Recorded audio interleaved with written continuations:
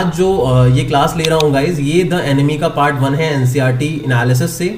और अगर कोई बच्चा बाद में इस वीडियो को यूट्यूब पे देखता है guys, please make sure that you subscribe our channel and hit the bell icon for all the latest videos of NCERT analysis and many more other videos. और इस चैप्टर के अंदर जो हमारे राइटर हैं उनका नाम है पर्ल एस बक, ठीक है। और ऑब्वियसली यहाँ पे ऑथर के डिस्क्रिप्शन के बारे में गिवन नहीं है, तो आपको सिर्फ राइटर का नेम पता होना चाहिए, that is all which you need to know. इस चैप्टर के अंदर ना हमारे को बताया जा रहा है वर्ल्ड वॉर 2 के टाइम पे एक सिचुएशन के बारे में, वर्ल्ड वॉर 2। और मैं आप लोगों को बता दूं कि वर्ल्ड वॉर 2 के टाइम पे जो जापान और अमेरिका थे, ये दोनों के दोनों कट्टर दुश्मन थे, बहुत ही ज़्यादा बड़े एनिमीज थे जापान और अमेरिका, ठीक है। और ये वर्ल्ड वॉर 2 का ही टाइम है जब जापान के 2 शहर हिरोशिमा और नागासाकी पे अमेरिका ने न्यूक्लियर बॉम्ब्स गिराए थे और वहाँ पे बहुत ज़्यादा तबाही हुई थी। और उसके बाद ये जो वॉर है, ये वर्ल्ड वॉर 2 जो है, फिर उसके बाद ख़त्म हुआ था कहीं जाके, है ना। तो उस टाइम पे जो जापान थे और जापानीज थे और जो अमेरिकन थे, वो एक दूसरे की आंख को बिल्कुल भी नहीं भाते थे, बिल्कुल भी नहीं भाते थे। और दे वर लाइक ट्रू एनिमीज। और मैंने शुरुआत में ही आप लोगों से क्वेश्चन पूछा था कि भाई एनिमी कौन होता है, तो आपने कहा था जो हमारे बारे में बुरा सोचे, ऑब्वियसली वो हमारा दुश्मन होगा। लेकिन कहीं ना कहीं एक चीज़ ये भी है कि हम कई बार अपने एनिमी को जानते तक नहीं है, फिर भी वो हमारा दुश्मन है बिकॉज ऑफ नेशनलिटी, क्योंकि वो नेशन जो है वो हमारा दुश्मन है। तो ultimately at the time of war तो वो भी आप लोगों का दुश्मन ही कहलाएगा, नो मैटर उसने आपके साथ कोई पर्सनल एनिमिटी निभाई है या नहीं निभाई है, ठीक है। तो इस चैप्टर में जो भी हम पढ़ने वाले हैं, जो भी स्टोरी हम पढ़ने वाले हैं, वो इसी बेसिस पे पढ़ने वाले हैं कि जापान और अमेरिका के बीच में जब वॉर चल रहा था, तो उस टाइम पे एक डॉक्टर जो है जिसका नाम डॉक्टर सदाओ है, वो किस तरीके से एक अमेरिकन का इलाज करता है और किस सिचुएशन में करता है, और एट द एंड वो उसको भगा देता है कंट्री से। तो क्या हम उसको एक गद्दार मानेंगे, क्या हम उसको एक ट्रेटर मानेंगे? क्योंकि एज अ डॉक्टर उसने तो अपना कर्तव्य निभाया है, क्योंकि एज अ डॉक्टर उसका कर्तव्य ये है कि वो मरते हुए इंसान को बचाए, लेकिन स्टिल वो उसका दुश्मन है। तो अब हमें क्या कंक्लूजन करना चाहिए, हमें क्या कंक्लूजन बनाना चाहिए? लेकिन ये सब कुछ पॉसिबल तभी होगा जब हम इस पूरे के पूरे चैप्टर को अच्छे से स्टडी कर लें। तो हमारे चैप्टर की गाइस स्टार्टिंग होने वाली है, so we are going to start that, ठीक है। और जितने भी स्टूडेंट्स हैं मैं उन सबको यही बोलूँगा कि हमेशा जब भी हम कोई चैप्टर स्टार्ट करने वाले होते हैं गाइस, तो आप ज़रूर एक बार चैप्टर को या तो पहले पढ़ लिया करो या फिर बाद में एक बार आप चैप्टर को पढ़ लिया करो, ये आपके लिए बहुत ही ज़्यादा आसान हो जाएगा, ठीक है। अब देखो ये लिखा हुआ है it is the time of world war का टाइम, और मैंने बता दिया वर्ल्ड वॉर 2 के आसपास का टाइम है। An American prisoner of war. अब ये देखो प्रिजनर ऑफ वॉर कैसे कहते हैं? प्रिजनर ऑफ वॉर युद्ध के कैदी को कहते हैं। जब कोई भी 2 कंट्री लड़ रही होती हैं और दूसरी कंट्री का जो सोल्जर है, जब वो किसी तरीके से जो अपोजिट कंट्री है जो अगेंस्ट में लड़ रही है उसके पास आ जाता है, तो उस टाइम पे वो एक प्रिजनर ऑफ वॉर है। हालांकि प्रिजनर ऑफ वॉर्स को रखना इलीगल है, ठीक है, लेकिन उसके बावजूद जो प्रिजनर ऑफ वॉर्स है वो काफ़ी बड़ी संख्या के अंदर अलग अलग देशों में हैं, अलग अलग कंट्रीज़ के, ठीक है। जैसे कि अगर हम कारगिल वॉर की बात करें यहाँ पे इंडिया और पाकिस्तान के बीच में, या किसी भी दूसरी 2 कंट्रीज़ के बीच में जितने भी वॉर्स हुए उनकी बात करें, तो at the time of war अगर वो कैदी बन जाते हैं तो दैट इज़ ओके, ठीक है। लेकिन बाद में वॉर के उन्हें वापस लौटाना होता है, रिलीज़ करना होता है। लेकिन कंट्रीज़ ऐसा नहीं करती हैं, क्योंकि ऑब्वियसली वो लोग अपनी दुश्मनी जो है उसका जो एक कहते हैं ना जो सारा का सारा गुस्सा होता है ना, वो उस टाइम पे प्रिजनर ऑफ वॉर जो होते हैं उन पे निकालते हैं। तो आप सोच भी नहीं सकते कि उनकी हालत क्या होती होगी। You can not even imagine guys, ये बहुत ही बुरी चीज़ है। एक प्रिजनर ऑफ वॉर होना बहुत ही दर्दमय चीज़ है। इसीलिए कहा जाता है यार सोल्जर्स की हमें रिस्पेक्ट करनी चाहिए, क्योंकि यार वो पैसे के लिए वहाँ बॉर्डर पे नहीं होते। इस बात को ध्यान रखना, पैसे तो वो कहीं पे भी अर्न कर सकते हैं, ठीक है। वो पैसे के लिए वहाँ पे नहीं होते, वो होते हैं अपनी कंट्री के लिए, ठीक है। तो अब यहाँ पे क्या बोला गया है, देखो एक अमेरिकन होता है, ठीक है, जो कि एक प्रिजनर ऑफ वॉर है, जो कि बह के अशोर, मतलब यहाँ पे समुद्र का जो किनारा है जापानीज कोस्ट का, वहाँ पे आ जाता है इन डाइंग स्टेट, मतलब लगभग वो मरने की हालात में होता है। And is found at the door step of a Japanese doctor, मतलब एक जापानीज डॉक्टर जो है उसका जो घर है उसके पास में वो किसी तरीके से पहुंच जाता है, ठीक है, किसी कंडीशन में पहुंच जाता है। और इस जापानीज डॉक्टर का नाम डॉक्टर सदाओ है, जैसा कि मैंने अभी बताया था। एंड अब क्वेश्चन ये आता है कि should he save, good evening, should he save him as a doctor, कि क्या डॉक्टर सदाओ जो है उसको बचाना चाहिए उस अमेरिकन को जो डाइंग स्टेट में वहाँ पे आया है। बेसिकली बहुत ही अनकॉन्शियस स्टेट में होता है, होश में भी नहीं होता वो अमेरिकन प्रिजनर, और hand him over to the army as a patriot. As a patriot उसे देखो कुछ इस चैप्टर की स्टार्टिंग ही बिफोर यू रीड में इसी चीज़ से हो रही है, जो मैंने कन्फ्लिक्शन जिसकी मैंने बात करी थी उसी से यहाँ पे इस चैप्टर की स्टार्टिंग हो रही है, ठीक है। और ये चैप्टर जो है फ्लैशबैक में भी जाता है पीछे की तरफ, इस बात को ध्यान रखना, प्रेजेंट में भी चलेगा फ्लैशबैक में भी जाएगा, तो मैं आपको इस चीज़ के बारे में बताते रहूँगा, ठीक है। अब आगे की तरफ बढ़ते हैं गाइज। आई होप आप लोगों ने जो मेरा समरी एनालिसिस पहले मैंने आप लोगों को भेजा था वो देखा होगा, अगर नहीं देखा है तो भी कोई दिक्कत नहीं है, चैप्टर आसानी से समझ में आ जाएगा, ठीक है। अब क्या लिखा है देखो, doctor Sadao's Hoki's house was built on a spot, मतलब डॉक्टर सदाउ होकी उसका पूरा नाम है उस डॉक्टर का, कि उनका जो घर था वो एक ऐसी जगह पे बना था, एक ऐसे स्पॉट पे बना था जापानीज कोस्ट की। वैसे तो कोस्ट को हम यहाँ बीच कंसिडर कर सकते हैं, लेकिन कोस्ट जो होता है दोस्तों वो बीच से थोड़ा सा डिफरेंट होता है। वहाँ पे जो प्लेस होती है वो थोड़ी रॉकी होती है, जहाँ पे काफ़ी सारी चट्टानें भी होती हैं, ठीक है। और एक तरीके का कर्व होता है, बेसिकली जो समुद्र है एक तरीके का उसका एक कर्व होता है, वहाँ पे पूरा बीच नहीं होता, पूरे तरीके से हम उसे बीच नहीं कह सकते, but a kind of beach we can say. तो एक जापानीज कोस्ट है, जापान का जो समुद्र है वहाँ पे उसका जो बीच हम कह लेते हैं यहाँ पे कोस्ट या बीच जो है, वहाँ पे डॉक्टर सदाओ एक डॉक्टर है, उनका घर बना हुआ है, ठीक है। Where as a little boy, मतलब डॉक्टर सदाओ की बात की जा रही है, फ्लैशबैक में चल रही है अभी स्टोरी पीछे की तरफ, जैसा मैंने बताया था कि जहाँ पे डॉक्टर सदाओ जो है as a little boy he had often played, मतलब वो हमेशा खेला करते थे उस जगह पे the low square stone house. अब इस घर को स्क्वायर स्टोन हाउस बोला गया है, स्क्वायर मतलब चौकोर होगा और स्टोन हाउस मतलब उस घर के अंदर ज्यादातर स्टोन्स का यूज किया गया है, और लो स्क्वायर स्टोन हाउस का मतलब basically it is a kind of house, it is a kind of structure of a house. तो लो स्क्वायर स्टोन हाउस है वो, जो कि रॉक्स के ऊपर कहीं ना कहीं बना हुआ है, वो सेट अपॉन रॉक्स, वेल मतलब जो रॉक्स हैं ऑब्वियसली जो कोस्टल एरिया है वहाँ पे बना हुआ है, और वहाँ काफ़ी रॉकी प्लेस होता है वो, तो रॉक्स के ऊपर अच्छे तरीके से बना हुआ है।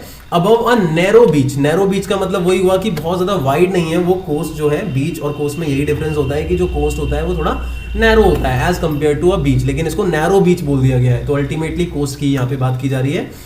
That was outlined with bent pines. अब ये बेंट पाइन्स जो है एक तरीके का प्लांट है या ट्री है, तो जहाँ पे उनका घर है वहाँ पे आउटलाइन विद बेंट पाइन्स, मतलब चारों तरफ क्या है बेंट पाइन्स हैं, जहाँ जो प्लांट या ट्रीज की बात की जा रही है।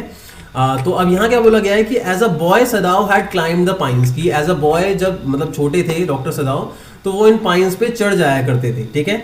Supporting himself on his bare feet, मतलब अपने बेयर फीट से, मतलब अपने नंगे पाँव से वो चढ़ जाते थे सपोर्ट से। And as he had seen man do in the south seas, south seas again एक जगह का नाम है यहाँ पे, साउथ सीज ऑब्वियसली सीज में साउथ के डायरेक्शन में ही होगा, तो इसको साउथ सीज बोला गया, जापान के आसपास ही कोई प्लेस होगी वहाँ पे। तो as he had seen man in do in the south seas, मतलब साउथ सीज में हो सकता है कि कुछ लोगों को करते हुए ऐसा डॉक्टर सदाओ ने देखा होगा, जो कि कोकोनट्स तोड़ा करते थे। तो कोकोनट का तो पेड़ आपने आई होप देखा हो, तो जिस तरीके से उस पर चढ़ के कोकोनट्स तोड़ते हैं लोग, वैसा ही जो पाइन का ट्री है वहाँ पे उस पे डॉक्टर सदाओ चढ़ने की कोशिश करते हैं जब वो छोटे होते हैं। आगे क्या बताया गया है, his father had taken him often to the islands of those seas, मतलब जो उसके फादर हैं, डॉक्टर सदाओ के फादर के बारे में यहाँ बताया जा रहा है कि उसके जो फादर हैं वो कई बार ऐसे आइलैंड्स पे, जो सीज के जो आइलैंड्स थे वहाँ पे डॉक्टर सदाओ को लेके जाया करते थे। And never had he fail to say to the little brave boy, और कभी भी वो उसको मना नहीं करते थे और कहते थे, क्या कहते थे, दोज आइलैंड्स योंडर। अब यहाँ पे जो ये योंडर वर्ड है दोस्तों, यहाँ पे इसका मतलब है देयर, देयर मतलब उस तरफ, दोज आइलैंड्स योंडर मतलब दोज आइलैंड्स देयर जो वहाँ पे हैं, they are the stepping stones to the future for Japan. मतलब डॉक्टर सदाओ के जो फादर होते हैं, मैं आप लोगों को बता दूं, वो एक ट्रू पेट्रियट होते हैं। इसके कई सारे हमें रीजंस दिखेंगे चैप्टर के अंदर, स्टार्टिंग के आगे की तरफ मैं आपको बताऊंगा, लेकिन ये पहली लाइन है जिसकी शुरुआत हो रही है, वो ये है कि उसके फादर कहते हैं डॉक्टर सदाओ को कि यार ये जो आइलैंड्स है ना जो तुम देख रहे हो डॉक्टर सदाओ, जो तुम ये आइलैंड्स देख रहे हो, ये स्टेपिंग स्टोन्स हैं जापान के फ्यूचर के लिए। स्टेपिंग स्टोन्स का मतलब है कि ये एक तरीके से एक इनिशियलिटी है, एक इनिशियल स्टेप है जापान का जो फ्यूचर आने वाला है उसके लिए। अब किसी भी तरीके से हो सकते हैं, हो सकता है कि उन आइलैंड्स पे कुछ ऐसा हो जिसकी वजह से वो ऐसा कह रहे हैं कि these islands are stepping stone for the future of Japan, जिससे पता चलता है उनके देश को लेके वो कितना ज्यादा कंसर्न है, वो जापान के फ्यूचर को लेके कितना ज्यादा कंसर्न है। और सिर्फ डॉक्टर सदाओ के फादर ही नहीं, इवन डॉक्टर सदाओ भी अपनी कंट्री को लेके बहुत ज्यादा कंसर्न होते हैं, और इवन जापान में हर एक व्यक्ति जो होता है वो अपनी कंट्री को लेके बहुत ही ज्यादा कंसर्न रहता है और अपनी कंट्री के लिए वर्क करता है। And where shall we step from them. Sadao इतने में अपने फादर से पूछते हैं कि हम कहाँ से, मतलब where shall we step from them, मतलब कहाँ से, हम कहाँ जाएंगे, हम वहां से कहाँ पे जाएंगे पापा। सदाओ हैड आस्क्ड सीरियसली, वो अपने फादर से पूछता है। अब आगे क्या लिखा है, ये बचपन की बात हो रही है, फ्लैशबैक में स्टोरी चल रही है दोस्तों, पास्ट में। Who knows, उसके फादर कहते हैं किसको क्या पता, लेकिन वो अब बहुत ही एक इंस्पिरेशन भरी बात कहते हैं, वो कहते हैं who can limit our future, हमारा जो फ्यूचर है कोई लिमिट नहीं कर सकता, हमारे फ्यूचर को कोई भी एक कोई थाम नहीं सकता, उसकी कोई लिमिट नहीं है। It depends on what we make it, हम कैसा अपने फ्यूचर को बनाना चाहते हैं ये इस चीज पे डिपेंड करता है। डॉक्टर सदाओ के फादर ये सदाओ को कहते हैं। अब आगे देखो क्या लिखा हुआ है यहाँ पे, यहाँ लिखा है Sadao had taken this into his mind as he did everything his father said, मतलब जब भी उसके फादर उसको कुछ भी कहते थे तो डॉक्टर सदाओ के माइंड में वही बात थी जो उसके फादर ने उसे पहले बोली हुई है। तो ये वाली जो चीज़ है, ये यहाँ पे जो मैंने बोला था ना, it depends on how we make it, हम कैसा उसे बनाते हैं, ठीक है। अब यहाँ पे आगे देखो क्या बोला गया है कि सदाओ जो है वो इसी चीज़ को मन में रखते हुए आगे की तरफ बढ़ते हैं और वो सारे काम करते हैं जो उनके फादर कहते हैं। And his father who never joked और played with him but who spend infinite pains upon him, मतलब उसके फादर ने उसके साथ इतना ज़्यादा जोक नहीं मारे हैं, मतलब बहुत ही ज़्यादा मजाकिया तरीके से वो उसके साथ नहीं रहे हैं, इतना ज़्यादा खेले नहीं हैं क्योंकि वो शायद एक सीरियस पर्सनैलिटी रहे हैं। But who spend infinite pains, infinite pains मतलब कि जिसका कोई अंत ही ना हो, ऐसे पेन्स जो हैं डॉक्टर सदाओ के फादर ने सहे हैं।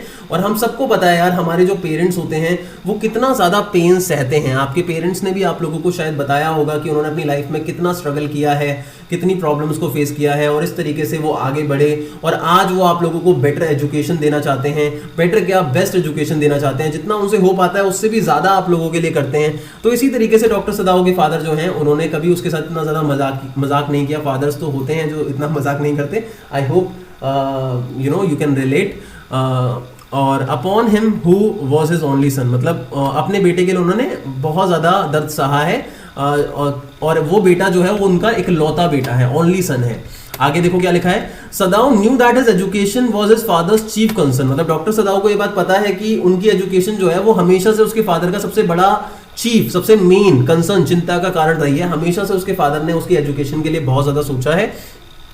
And for this reason he had been sent at 22 to America, मतलब इसमें क्या बोला गया है कि यही रीजन था कि जब डॉक्टर सदाओ सिर्फ 22 साल के थे तो उस टाइम पे उनको अमेरिका उनके फादर ने भेज दिया था। अब आप कहोगे सर अमेरिका और जापान के बीच में तो वॉर चल रहा था तो कैसे चले गए, तो यहाँ पे हम पास्ट की बात कर रहे हैं। अब इस टाइम पे डॉक्टर सदाओ की एज क्या है यहाँ पे ये मेंशन नहीं है, लेकिन उस टाइम पे हो सकता है कि उनके बीच में उतना ज़्यादा सिचुएशन जो है दोनों कंट्रीज के बीच में वो खराब ना हो।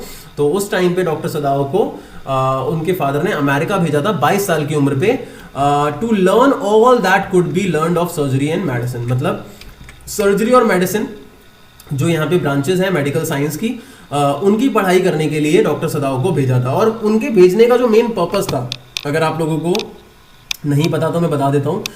डॉक्टर सदाओ के फादर का डॉक्टर सदाओ को अमेरिका भेजने का जो मेन पर्पस था गाइज, वो सिर्फ और सिर्फ इतना था कि वो ये चाहते थे कि डॉक्टर सदाओ जो है वो आके वापस अपनी कंट्री मतलब जापान को सर्व करे। जैसा मैंने बताया कि जापानीज लोग जो होते हैं वो अपनी कंट्री को सर्व करने के बारे में बहुत ही ज्यादा सोचते हैं। आगे क्या लिखा है, he had come back at 30, अब वो 30 साल की उम्र पे वापस आते हैं एंड मतलब 8 साल लगभग वो वहां रहे होंगे। And before his father died he had seen Sadao became famous not only as a surgeon but as a scientist, मतलब कि जब उनके फादर की डेथ हुई तो मतलब डेथ हो चुकी है उनके फादर की, जब ये स्टोरी सेट हुई है तो जब 30 साल के थे वो वापस आए, उसके बाद उनके फादर की डेथ से पहले उन्होंने सदाओ को मतलब उनके फादर जो है उन्होंने अपनी डेथ से पहले सदाओ को एक फेमस सर्जन और साइंटिस्ट बनते हुए देखा। अब साइंटिस्ट मतलब मेडिकल साइंस के अंदर ही एक साइंटिस्ट, मतलब हो सकता है कोई मेडिसिन वो डेवलप कर रहे हैं, उसी की वजह से उनको साइंटिस्ट बोला गया है यहाँ पे। आगे है बिकॉज ही वॉज परफेक्टिंग, देखो ये लिखा हुआ है because he was perfecting a discovery, मतलब वो एक डिस्कवरी परफेक्ट कर रहे हैं which would render wounds entirely clean. इसका मतलब यहाँ पे क्या है, यहाँ वाउंड्स नहीं है वैसे वुंड्स कहते हैं ऐसे, ठीक है, which would render wounds entirely clean, मतलब जो भी जख्म होते हैं उनको क्लीन करने के लिए। रेंडर का मतलब है एक तरीके से जो सर्विस है उसी की बात की जा रही है कि वो जो डिस्कवरी है वो रेंडर करेगी, मतलब अपनी एक तरीके से सर्विसेज देगी वुंड्स को एंटायरली क्लीन करने के लिए। That will be a perfect solution, मतलब जो घाव होते हैं उनको एंटायरली क्लीन करने के लिए कोई मेडिसिन वो डिस्कवर कर रहे हैं या कुछ भी, ठीक है। And he had not been sent abroad with the troops. अब यहाँ पे जो वर्ड आया है ट्रूप्स आप लोगों को पता होना चाहिए। ट्रूप्स का मतलब होता है दोस्तों जो आर्मी के ग्रुप्स होते हैं अलग अलग, ठीक है, उनको ट्रूप कहा जाता है। जैसे कभी भी वॉर होता है तो एक टुकड़ी, आपने हिंदी में वर्ड सुना होगा टुकड़ी, ठीक है, तो जो टुकड़ी होती है आर्मी की, अलग अलग ग्रुप्स होते हैं, उनको ट्रूप्स बोला जाता है। तो देखो उनको ट्रूप्स पे नहीं भेजा गया था। तो ट्रूप्स की बात क्यों की जा रही है, क्योंकि जब अमेरिका और जापान के बीच में वॉर चल रहा था और उस टाइम पे जब कोई भी ट्रूप जाता है जापानीज सोल्जर्स का, तो उस पॉइंट ऑफ टाइम पे उनके साथ डॉक्टर्स की टीम भी जाती है, क्योंकि अगर कोई सोल्जर जख्मी हो जाता है तो उनके इलाज के लिए डॉक्टर्स की भी ज़रूरत होती है। तो बेसिकली उनको इसीलिए नहीं भेजा गया था अब्रॉड, मतलब बेसिकली यहाँ पे लड़ाई की बात हो रही है, ठीक है, ट्रूप्स के साथ, क्योंकि वो एक तो डिस्कवरी डेवलप कर रहे थे, उस दवाई को डेवलप कर रहे थे, और दूसरा he knew there was some slight danger. Slight danger का मतलब है कि एक अनदेखा डेंजर, उसकी बात हो रही है, एक स्लाइट डेंजर था that the old general might need an operation. अब यहाँ ओल्ड जनरल का कैरेक्टर भी बहुत ज्यादा इंपॉर्टेंट है, ये आगे जाके आपको पता चलेगा। ओल्ड जनरल एक पावरफुल जनरल होता है, general is a position in army, ठीक है। तो ओल्ड जनरल जो होता है उसको कोई डेंजर है, ठीक है, उसे बेसिकली एक सर्जिकल ऑपरेशन की जरूरत है अपनी कंडीशन की वजह से, जिसके लिए उसे मेडिकली ट्रीट किया जाने वाला है, और उसकी सर्जरी के लिए doctor Sadao will be the perfect surgeon, क्योंकि he no doubt he is one of the best surgeons of his own country, ठीक है। अब आगे क्या लिखा है, and for this possibility Sadao was being captain Japan, और उसके ऑपरेशन के लिए ही डॉक्टर सदाओ को कहाँ रखा गया है, कंट्री में रखा गया है, मतलब जापान के अंदर रखा गया, वरना वो ट्रूप्स के साथ जा चुके होते। अब ये सारी की सारी बातें हुई। अब इसके बाद देखो प्रेजेंट में हम क्या चल रहा है, clouds were rising from the ocean now, मतलब कि जो क्लाउड्स हैं वो ओशन से राइज कर रहे हैं धीरे धीरे, ठीक है, मतलब आगे की तरफ बढ़ रहे हैं। यहाँ पे इस चीज की बात हो रही है, the unexpected warmth of the past few days, मतलब पिछले कुछ दिन थोड़ी बहुत अनएक्सपेक्टेड गर्मी रही होगी उस जगह पे, हालांकि ठंड रहती है लेकिन शायद अनएक्सपेक्टेड वार्मथ, इट मींस गर्मी रही होगी पास्ट फ्यू डेज की। Had at night drawn the heavy fog from the cold waves. तो होता क्या है कि जो थोड़ी बहुत गर्मी होती है तो जो वेव्स हैं, जो कोल्ड वेव्स हैं, मतलब ठंडी लहरें होती हैं समुद्र की, वो इतनी ज़्यादा ठंडी होती हैं कि थोड़ी गर्माहट जो होती है वो वहाँ पे क्या करती है, फॉग डेवलप कर देती है वेव्स के अंदर। वेव्स की जो वहाँ का जो कोल्ड एनवायरनमेंट है उसमें से फॉग को डेवलप कर देती है, जो वार्मनेस है, जो गर्मी है। तो उसी चीज़ की यहाँ पे बात की जा रही है कि the unexpected warmth of the past few days, मतलब पिछले कुछ दिन से जो गर्मी रही है उसी की वजह से रात के वक्त हैवी फॉग जो है वो कोल्ड वेव से ड्रॉ हो गया है, ठीक है, मतलब निकला है। अब आगे क्या लिखा है, Sadao watched mist hide outlines of a little island. अब उनके घर के सामने जो मतलब जो कोस्टल एरिया है जहाँ पे रॉक्स हैं और एक नैरो बीच कह सकते हैं हम उस जगह को, जो मैंने बोला था, ठीक है, छोटा सा पतला कह सकते हैं बीच है वहाँ पे। तो वहाँ पे एक एक आइलैंड है पास में, थोड़ी दूर जाके समुद्र के थोड़ा सा दूर एक आइलैंड है। उस आइलैंड का भी एक बहुत बड़ा रोल है इस चैप्टर के अंदर, आगे जाके हम इसके बारे में पढ़ेंगे। तो यहाँ क्या लिखा है, सदाओ वॉज मिस्ट, मिस्ट मतलब अगेन कोहरे की बात हो रही है, ठीक है, मूव करता हुआ कोहरा जो होता है, mist. Sadao was mist hide outlines of a little island near the shore, मतलब जो समुद्र का वो तट है उसके पास में जो वो आइलैंड है वो कहीं ना कहीं मिस्ट से छुप गया है। जो मिस्ट है, जो कोहरा है, उससे वो आइलैंड छुप गया है। Hide outlines of the little island मतलब पूरा जो आइलैंड है उसकी जो आउटलाइंस है, जो उसकी बाउंड्री है, वो पूरी की पूरी छिप चुकी है। And then come creeping up the beach below the house, और फिर जो मिस्ट है वो कहाँ आ रही है, कम क्रीपिंग। क्रीपिंग का मतलब, वैसे क्रीप का मतलब तो रेंगना होता है, ठीक है, लेकिन मतलब रेंगते रेंगते जो मिस्ट है वो बीच को कवर कर लेती है, और उसके बाद the beach below the house, मतलब जो हाउस के पास में बीच है उसको भी कवर कर लेती है। और फिर क्या लिखा हुआ है, ब्रीदिंग अराउंड द पाइन्स। अब यहाँ ब्रीदिंग का मतलब क्या होता है, अगेन बुनना होता है। वैसे ब्रीदिंग का मतलब बुनना होता है, लेकिन यहाँ पे भी अगेन जो पाइन्स ट्रीज हैं उनकी बात की जा रही है कि वो भी धीरे धीरे वृद्ध हो रहे हैं, कवर हो रहे हैं। जो मिस्ट है वो अपने आप को वृद्ध कर रही है, एक तरीके से बुन रही है, चारों तरफ लेके आ रही है पाइन्स के। और इन अ फ्यू मिनट्स, मतलब कुछ मिनट्स के अंदर जो फॉग है would be wrapped about the house, मतलब जो हाउस है उनका, जो उनका घर है, वो भी कवर हो जाएगा, पूरा का पूरा रैप्ड हो जाएगा। अब आगे क्या लिखा है, then he would go into the room where Hana his wife would be waiting for him. तो क्या बोला जा रहा है कि उसके बाद जो डॉक्टर सदाओ हैं, जब जो वो वेट कर रहे हैं कि भाई मिस्ट जब घर को कवर कर लेगी तो उसके बाद वो अपनी वाइफ के पास जाएंगे जो उनका वेट कर रही है, और उनके साथ उनके 2 बच्चे भी हैं। तो यहाँ पे 2 बच्चों के बारे में भी हमारे को बताया गया है, जो कि डॉक्टर सदाओ के बच्चे हैं, ठीक है। आई होप गाइज आपको यहाँ तक समझ में आ रहा होगा। मैं सारी बातें क्लियर करने की कोशिश कर रहा हूँ, साथ में एनालिसिस भी लेके जरूर चलूंगा, डोंट वरी अबाउट दैट, ठीक है। लेकिन again if you happen to watch our videos on YouTube channel guys after when I upload this particular video sometime, तो please make sure that you subscribe our YouTube channel and hit the bell icon for latest videos on our channel. And please guys consider our paid courses as well so that you can score good marks in your English exam. आगे है, but at this moment the door open. अब इतने में जब वो wait कर रहे होते हैं कि मिस जो है वो घर को कवर कर लेगी, तो उस मोमेंट पे जो डोर है उनका, जो कमरे का दरवाजा है वो खुलता है। And she looked out. Looked out मतलब यहाँ पे उनकी वाइफ की बात हो रही है कि वो देखती है बाहर की तरफ अ डार्क ब्लू वुलन। अब यहाँ पे जो ये वर्ड दिया है HAORI, तो ये बेसिकली क्या होता है दोस्तों, that is haori. That is haori. अब ये हेओरी क्या होता है, basically it is a garment, ठीक है, ये एक कपड़ा होता है। जापानीज क्लोथिंग की बात यहाँ पे की जा रही है, जापानीज एक गारमेंट की बात की जा रही है। तो एक dark blue villain that is haori उन्होंने पहनी हुई है हाना ने, ओवर हर किमोनो। अब ये किमोनो भी अगेन एक जापानीज ट्रेडिशनल ड्रेस को बोला जाता है। अगर आप लोगों ने देखा हो तो कई बार जब जापानीज को दिखाया जाता है उनके कल्चर को प्रेजेंट करने के लिए, उन्होंने एक अलग तरीके की ड्रेस पहनी होती है जिसके बहुत ही लूज स्लीव्स होते हैं, ठीक है, तो उसको किमोनो कहा जाता है। तो जो डॉक्टर सदाओ है उसकी वाइफ जो हाना है उसने किमोनो पहना है, और किमोनो के ऊपर अगेन एक गारमेंट है हेओरी, वो उसने पहना हुआ है। आगे she gave to him affectionately and put her arm through his as he stood. अब देखो यहाँ पे क्या लिखा हुआ है कि she came to him affectionately, मतलब वो बहुत ही अफेक्शनेटली, प्यार से, रोमांटिकली वो आती है डॉक्टर सदाओ के पास। एंड पुट हर आर्म मतलब अपने आर्म को रख लेती है थ्रू हिज, मतलब उनका जो आर्म है डॉक्टर सदाओ का उसके पास में वो अपना आर्म रख लेती है। एंड एज ही स्टूड मतलब एज ही स्टूड स्माइल्ड, मतलब इतने में जो डॉक्टर सदाओ हैं वो जो क्या नाम है हाना है उसको स्माइल देते हैं, थोड़ी सी एक स्माइल देते हैं, ठीक है। एंड सेड नथिंग, और वो कुछ भी नहीं बोलते हैं उस टाइम पे। तो ये चीज है, यहाँ पे आगे बढ़ते हैं। एंड ही हैड मेट हाना। आप देखो ये स्टोरी यहाँ से फिर से थोड़ा सा पास्ट में जा रही है, ठीक है। He had met Hana in America. अब यहाँ पे हाना के बारे में थोड़ी बहुत बातें बताई जा रही है कि हाना से डॉक्टर सदाओ कहाँ मिले थे, अमेरिका के अंदर मिले थे। अमेरिका में कब मिले थे, तो मैंने आपको बताया था ना, अमेरिका वो सर्जरी और मेडिसिन की पढ़ाई करने के लिए गए थे, तो उस टाइम पे वो हाना से मिले थे। हाना जो कि उनकी वाइफ है, और हाना और डॉक्टर सदाओ के 2 बच्चे हैं।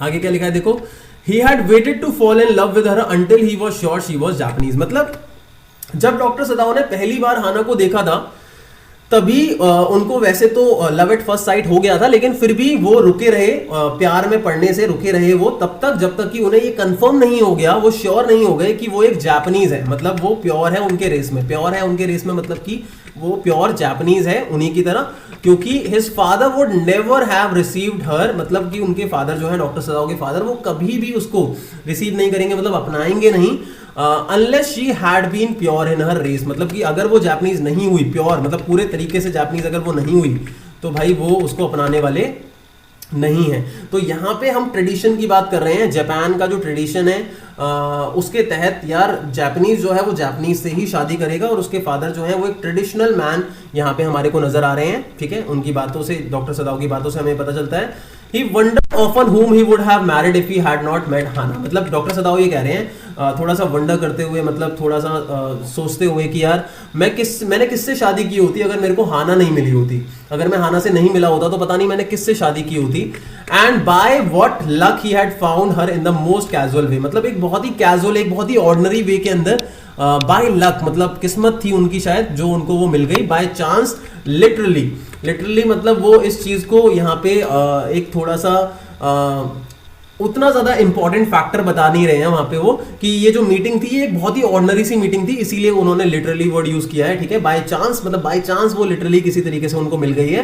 कहां पे मिली है, at an American professor house. अब ये प्रोफेसर जो है ये एक अमेरिकन प्रोफेसर है दोस्तों, जिस यूनिवर्सिटी में डॉक्टर सदाओ पढ़ते थे उस यूनिवर्सिटी के कॉलेज के शायद ये प्रोफेसर थे उस टाइम के, और इनके घर पे डॉक्टर सदाओ जो है वो हाना से मिले थे। तो कैसे घर पे मिले थे वो मैं बताता हूँ, आगे देखो।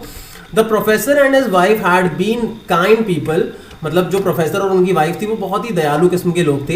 एंशियस टू डू समथिंग का मतलब है कि वो हमेशा चिंता में रहते थे या एंशियस रहते थे, एक्साइटेड रहते थे कुछ भी करने के लिए अपने फॉरेन स्टूडेंट्स के लिए, मतलब जितने भी फॉरेन स्टूडेंट जो दूसरी कंट्री से आए हुए हैं उनके लिए हमेशा तत्पर रहते थे, हिंदी में कह सकते हैं तत्पर रहते थे। एंड द स्टूडेंट्स के लिए, ठीक है। अब यहाँ देखो क्या फॉरेन स्टूडेंट्स, अब आगे क्या लिखा है, एंड द स्टूडेंट्स मतलब जो स्टूडेंट्स है दो बोर्ड मतलब थोड़ा बहुत बोर फील करते थे प्रोफेसर की कंपनी में, बट फिर भी हैड एक्सेप्टेड दिस काइंडनेस। लेकिन जो बच्चे होते थे, जो स्टूडेंट्स होते थे, उनको अच्छा लगता था, वो उनके काइंडनेस को स्वीकार करते थे। मतलब कई बार उन्हें बोरिंग फील होता होगा उनके घर पे, लेकिन फिर भी वो उनके काइंडनेस को एक्सेप्ट करते हैं और उनके घर को विजिट करते हैं। अब आगे देखो क्या लिखा हुआ है कि सदाओ हैड ऑफन टोल्ड हाना, मतलब सदाओ ने ये बात हाना को कई बार बताई है कि how nearly he had not gone to professor Harley's house that night, कि मतलब जिस दिन प्रोफेसर हार्ले जो कि उनके टीचर थे, उनके घर पे जाना था जिस दिन डॉक्टर सदाओ को, तो उस दिन शायद वो नहीं जाने वाले थे, डॉक्टर सदाओ उस दिन नहीं जाने वाले थे अपने प्रोफेसर के घर पे। मे बी कोई भी रीजन हो सकता है, अब आगे हो सकता है रीजन गिवन हो कि द रूम्स मतलब जो कमरे हैं उनके प्रोफेसर के घर के, वो बहुत छोटे थे। पहली चीज बहुत छोटे थे, और उनके घर का जो खाना था वो बड़ा बेकार था, तो शायद ये एक रीजन होगा कि वो उनके घर नहीं जाना चाहते थे। और प्रोफेसर की जो वाइफ है वो बहुत वॉल्यूबल थी, वॉल्यूबल का मतलब होता है बहुत ज्यादा टॉकेटिव, जो बहुत ज्यादा बोलती है, ठीक है। तो शायद ये कुछ रीजंस थे कि डॉक्टर सदाओ नहीं जाना चाहते थे उस दिन उनके घर पे, लेकिन बट ही हैड गॉन, पर वो जाते हैं and there he had found Hana, और वहां पे उनको हाना मिलती है जो कि एक नई स्टूडेंट थी जो शायद आई होगी और उनकी जूनियर थी उस टाइम पे, and had felt he would love हर, और मतलब कि उनको फील हुआ, डॉक्टर सदाओ को फील हुआ कि ही वुड लव हर, कि मैं उसको प्यार करूंगा। इसका मतलब होता है कि एक तरीके से मैं उसके साथ रिलेशनशिप क्रिएट करूंगा, if it were at all possible, अगर ये पॉसिबल हुआ, या फिर अगर ये मुझे पता चला कि वो एक जापानीज है, तभी मैं उस रिलेशनशिप को कंटिन्यू करूंगा, क्योंकि एक ऐसे रिलेशनशिप का कोई फायदा नहीं है जिसका कोई फ्यूचर ना हो। ये एक रीजन हो सकता है कि डॉक्टर सदाओ पहले ये कंफर्म करते हैं कि भाई वो जापानीज है या नहीं है, क्योंकि उन्हें पता है कि उनके फादर कभी भी एक ऐसी लड़की को अपने घर की बहू नहीं बनाएंगे जो जापानीज ना हो। तो now he felt her hand on his arm. अब देखो ये वापस प्रेजेंट में आ गई है स्टोरी, ये पास्ट में फ्लैशबैक में बीच बीच में जा रही है। तो अभी हमने पीछे पढ़ा था कि कैसे हाना आई थी और उसने डॉक्टर सदाओ के आर्म के पास अपना जो आर्म था वो क्लोजली होल्ड किया, ठीक है। तो now he felt her hand on his arm, तो वो अपने आर्म पे उसके हैंड को फील करते हैं doctor Sadao, and was aware of the pleasure it gave him, और वो बिल्कुल अवेयर होते हैं कि कितना उन्हें अच्छा लगता है जब हाना ऐसा करती है। And even though they had been married years enough to have the 2 children, मतलब उनकी शादी को काफी टाइम हो गया है, उनके 2 बच्चे भी हैं, लेकिन उसके बावजूद अभी भी वो लोग काफी अच्छा फील करते हैं जब भी वो ऐसे होते हैं। जैसे होता है नॉर्मली कि शादी के कुछ टाइम बाद वो जो एक अटैचमेंट होता है, या मैं कहूँ वो जो रोमांस होता है, that is not there, but ऐसा नहीं है। उनका जो लव है वो ट्रू लव है, दे love each other so much, and वो जो बात है वो उनके रिलेशन में आज भी है। और आगे देखो क्या लिखा है, for they had not married heedlessly in America. अब इसमें क्या लिखा हुआ है कि भाई ऐसा नहीं है कि वो बस प्यार में पड़ गए, और हीटलेसली का मतलब बिना किसी केयर के, बिना किसी परवाह के उन्होंने अमेरिका में एकदम से शादी कर ली हो, ऐसा कुछ भी नहीं था। उन्होंने बहुत सोच समझ के ये डिसीजन लिया, उन्होंने पूरा प्लान किया। They had finished their work at school, उन्होंने जो वर्क था उन्होंने उनका जो भी पढ़ाई का, एट स्कूल लिखा हुआ है यहाँ पे, लेकिन स्टिल यहाँ पे हम बात कर रहे हैं उनकी पढ़ाई की, कि उन्होंने अपना वर्क कंप्लीट किया, and had come home to Japan, फिर वो जापान आए। And when his father had seen her, मतलब जब फादर ने देख लिया भाई ये हाना जापानीज है, तो the marriage had been arranged in the old Japanese way, मतलब जो ओल्ड जापानीज वे है उसमें उनकी मैरिज अरेंज हुई। Although Sadao and Hana had talked everything over beforehand मतलब कि पहले से ही, कि डॉक्टर सदाओ हाना ने सब कुछ प्लान कर रखा था, भाई ऐसे होगा, ठीक है। तो उसके उन्होंने कर रखा था और उसी तरीके से सब कुछ हुआ है। यहाँ पे लिखा है दे वर परफेक्टली हैप्पी, वो बिल्कुल खुश हैं। एंड शी लेड हर चीक, अब इतने में क्या होता है कि जो हाना है वो डॉक्टर सदाओ का जो आर्म है उस पर अपने चीक को एक तरीके से रखती है, तो शायद डॉक्टर सदाओ की हाइट जो है वो हाना से थोड़ी ज़्यादा है, ठीक है। आगे की तरफ बढ़ते हैं दोस्तों, आगे देखो क्या लिखा हुआ है यहाँ पे इतने में लिखा है it was at this moment, कि इस मोमेंट पे क्या होता है कि both of them saw something black come out of the mist, मतलब जो वहां पे आपका बीच है जिसको कोस्ट भी बोला गया है, जो उस बीच को मिस्ट ने कवर कर रखा था, उस मिस्ट से कोई ब्लैक सी चीज बाहर की तरफ निकलती आती हुई दिखाई देती है, और वो चीज और कोई नहीं बल्कि एक मैन होता है दोस्तों। And he was flung up का मतलब होता है फेंकना, जैसे मानो उसे फेंका गया हो आउट ऑफ द ओशन से बाहर फेंका गया हो। फ्लंग इट सीम्ड मतलब फेंका गया है ऐसा लगा, ठीक है। To his feet by a breaker, अब ये ब्रेकर क्या है, बेसिकली जो वेव आपने देखा होगा, अगर कभी भी आप बीच पे गए हो तो आपने देखा होगा कि जो वेव होती है जो आ रही होती है और आगे जाके बीच पे शांत हो जाती है, एकदम लेट जाती है, वो उस वेव को, जो छोटी सी वेव आ रही होती है आगे की तरफ बीच पे एंड तक, उसको ब्रेकर कहा जाता है, ठीक है। It seemed to his feet by a breaker, मतलब ऐसा लगा है कि वो जो वेव है ना, वो ब्रेकर जो है जिसकी मैं अभी बात कर रहा हूं, उसने अपने पैरों से उस पर्सन को वहां फेंका हुआ, ऐसा लगा है, ठीक है, ऐसा लगता है। अगेन मैं इस लाइन को बता देता हूं कि जब उन्होंने उस इंसान को देखा तो वो एक मैन था, ठीक है, ये क्लियर हो गया। And he was flung up out of the ocean, जैसे मानो ओशन से उसे बाहर फेंका गया। और किसने फेंका है? जैसे मानो ब्रेकर ने, मतलब जो वो वेव है छोटी सी जो बीच पे आगे तक आती है, उसने फेंका है। And he staggered a few steps, मतलब अब ये बोला जा रहा है कि वो मैन जो है वो थोड़े बहुत स्टेप्स जो है वो लेता है मुश्किल से। अब यहाँ स्टैगर्ड का मतलब क्या है मैं बता देता हूं। स्टैगर्ड का मतलब होता है दोस्तों बहुत हार्डली मूव करना, बहुत ही हार्डली चलना, मुश्किल से, डिफिकल्टी के साथ वो थोड़े बहुत स्टेप्स लेता है। And his body outline against the mist, मतलब उसकी जो बॉडी है, जो मिस्ट है, उससे आउटलाइन होती हुई दिखाई दे रही है, पूरी प्रॉपरली दिखाई नहीं दे रही, बस आउटलाइन होती हुई दिखाई दे रही है। His arms above his head, मतलब उसके जो आर्म्स हैं उसके हेड के अबव, मतलब उसके सर के अबव आर्म्स होते हैं, और इतने में वो नीचे की तरफ गिर जाता है। ऑब्वियसली जब हम नीचे की तरफ गिरते हैं तो हम क्या करते हैं, अपने आर्म जो है वो अपने फेस के आगे कर लेते हैं ताकि हमारे को चोट ना लगे, तो वही बात यहाँ बताई जा रही है। Then the curled mist hid him again, मतलब जो कर्ल्ड मिस्ट है, कर्ल्ड मिस्ट का मतलब घुमावदार मिस्ट, मतलब चारों तरफ से मिस्ट जो है उसने कवर कर रखा है उस पूरे एरिया को, कि जो कर्ल्ड मिस्ट है उसने उस व्यक्ति को वापस क्या कर लिया, कहीं ना कहीं छिपा लिया। अब आगे देखो क्या लिखा हुआ है यहाँ पे, हु इज दैट, हाना इतने में चिल्लाती है, क्राई करती है। क्राई मतलब यहाँ रोना नहीं है, इसका मतलब होता है चिल्लाना, कि वो कौन है। हाना क्राइड, शी ड्रॉप सदाओज आर्म, इतने में सदाओ के आर्म पे जो उसने हाथ रखा हुआ था वो उसको एकदम से ड्रॉप करती है, हटाती है, कहती है वो क्या है। And they both leaned over the railing of the veranda. Veranda क्या होता है, घर के बाहर का एक एरिया होता है जहां पे इवन रेलिंग भी लगी होती है अमीर घरों के अंदर, अगर आपने कभी देखा हो कोई वरांडा, ठीक है, बाहर का एरिया होता है बेसिकली, घर के बाहर का, ठीक है। तो दे बोथ लीन का मतलब होता है झुक, मतलब आगे की तरफ लीन करना, जैसे हमारे घर की बालकनी की रेलिंग होती है, वहां से हम लीन करते हैं या लटक के थोड़ा सा देखते हैं अपने सर को आगे की तरफ करके, तो वो रेलिंग से लीन करते हुए थोड़ा आगे की तरफ देखते हैं। And now they saw him again, इतने में वो फिर से उस व्यक्ति को देखते हैं। The man was on his hands and knees crawling, मतलब वो व्यक्ति जो है अपने हाथों और अपने घुटने के बल क्रॉल कर रहा है। क्रॉल का मतलब होता है रेंगना, that is crawling. And then they saw him fall on his face and lie there, फिर वो देखते हैं कि कैसे वो अपने फेस पे नीचे की तरफ गिर गया है, एंड लाई देयर, और वहां पे एक तरीके से गिरा हुआ है, पड़ा हुआ है।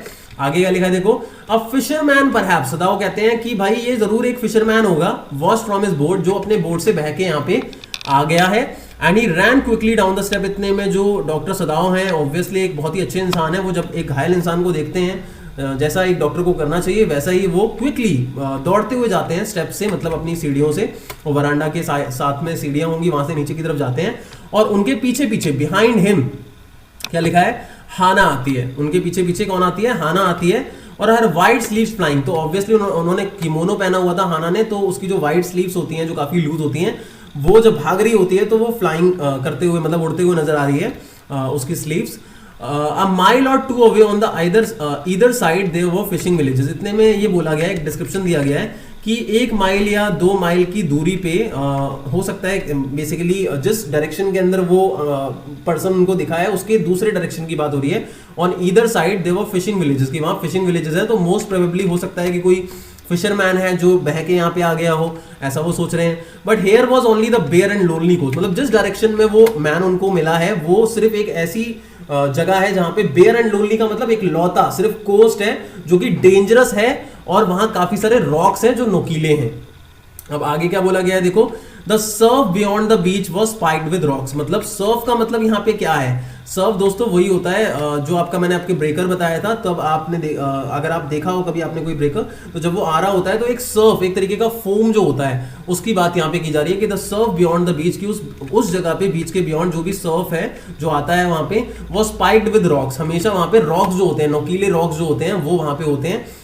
तो उसकी बात की जा रही है। तो ऑब्वियसली अगर वो व्यक्ति उस एरिया पे है तो मोस्ट प्रोबेबली ऐसा हो सकता है कि जो नोकीले रॉक्स हैं उससे उसकी जो खाल है, उसकी जो स्किन है वो छिल गई होगी। And somehow the man had manage to come through them, किसी तरीके से वो वहां से आया, तो he must be badly torn, मतलब कि उसकी जो पूरी की पूरी ड्रेस है वो बहुत ही बुरे तरीके से फटी हुई होगी। तो आई होप गाइज यहां तक आप लोगों को समझ में आ गया होगा, ठीक है, आपको यहां तक कोई भी दिक्कत नहीं हुई होगी। और गाइज जो भी स्टूडेंट्स अभी देख रहे हैं इसको, अगर यूट्यूब पे बाद में कोई भी स्टूडेंट देख रहा होगा, तो as I always tell you, please subscribe our channel, hit the bell icon as well guys. और मुझे कॉन्टैक्ट जरूर करना है हमारे पेड कोर्सेज के लिए, ताकि आप लोगों की ज्यादा से ज्यादा हेल्प हो पाए।